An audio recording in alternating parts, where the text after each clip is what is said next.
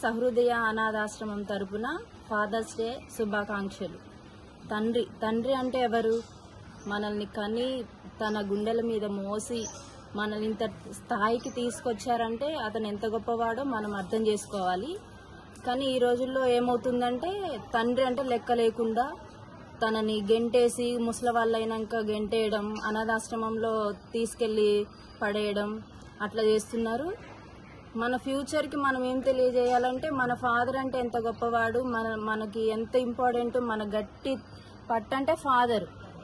ఆ ఫాదర్ని మనం ఈరోజు ఏం చేస్తాం? లెక్క లేకుండా రోడ్ల మీద పడేయడం, అనాథాశ్రమంలో పడేయడం, వాళ్ళని తిండి లేకుండా ఈ ఏజ్కి ఏంటంటే వాళ్ళది సుఖంగా తిని పడుకోవాలి.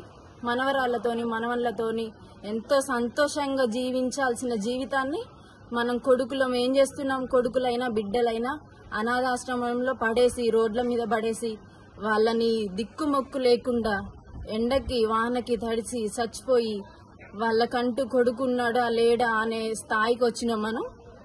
మనం ఏం తెలియజేయాలంటే ఈ సమాజానికి తండ్రి అనేవాడు ఎంతో గొప్పవాడు, అది మనం తెలియజేయాలి. ఎవరిని కూడా అనాథాశ్రమంలోకి పంపించే స్థాయి రాకుండా చూసుకోవాలి. మన నెక్స్ట్ తరానికి మనం అదే తెలియజేయాలని కోరుకుంటున్నాను.